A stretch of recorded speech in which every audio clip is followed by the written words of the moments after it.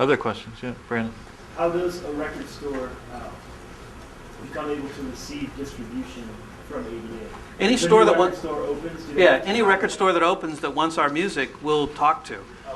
We'll probably want to know that you don't have gang connections. That well, New Orleans is out. There's some financing, because we're going to put, a significant amount of inventory in your store, and we're going to give you time to pay for it, and we're going to want to make sure that the credit risk makes sense. But assuming that you're an upstanding citizen, and you want it these days, if you want to open up a store, we're going to do whatever we can to support that effort, because there ain't that many people opening up stores these days. Reed. Earlier you mentioned about how you guys also deal with the manufacturing part of it. Is that a typical situation for an indie distributor? Because I haven't experienced that before. Some indies offer manufacturing, some don't. Ryko insisted that you were manufactured by somebody else. That's correct. P&D. It's greater risk for the distributor because anytime we partner with a label, we take on a certain amount of risk. We increase that risk by offering manufacturing and then also advancing on the co-op. So if you're distributed by ADA, I pay for the manufacturing and then bill you back out of sales. And I pay for all of the upfront marketing costs, co-op, as George said, until they bill me back. So I don't bill you back until Tower bills me back, if it's a Tower program, for example. So I'm out there. I'm out in the wind. And again, the other reason that we do that is we want the label to be spending their money signing artists and marketing records. We don't want their money tied up in all this stuff. And why can I do that? Again, it's the major label thing. If I was a true indie, I couldn't do it. If it was a question of me putting money in my pocket or you put money in your pocket, well, it gets down to, we don't all do this for free. So I probably would be less likely to do it. But because Warner allows me and trusts me to make decisions based on finding emerging labels and artists and having a track record of doing so, I'm able to use that. And of course, to be honest, I use it as an edge. I don't, if there's something I want, those are the things that, if you're a label, that's what you're looking for. If you're not looking for those things, you're looking for the wrong things. That's my biggest cost. Right. And what kind of numbers do you press? Is there a typical? 10 million units a year. Heather, do you have a question?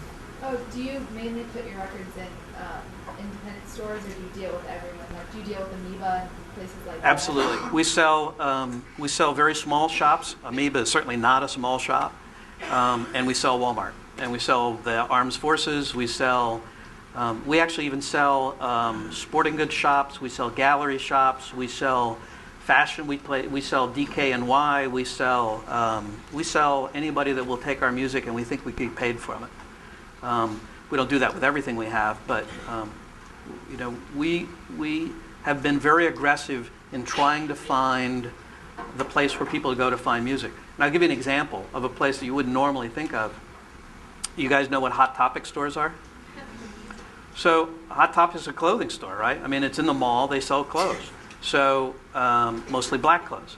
So they mostly black, spiky, vinyl clothes. So they felt that they had people that were coming in and they knew who their audience was, and their audience was into music. So they introduced a rack of records.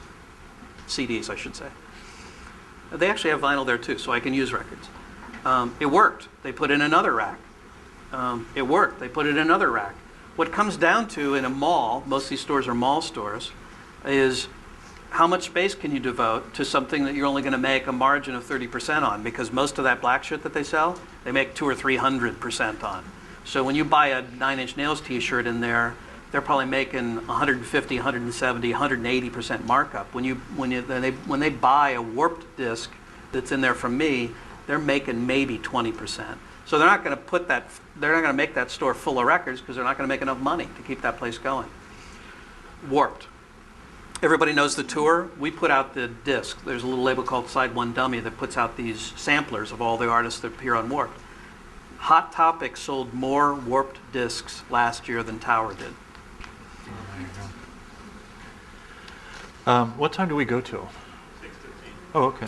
Time for Jen. Is that a marketing thing on the label's part, or do you actively seek out? We seek it out. In some cases it comes both ways. There are some labels that honestly All we do is listen. They come in, they do a presentation, they tell us where they're going to spend money, they tell us who the audience is, they tell us where the record's going to break.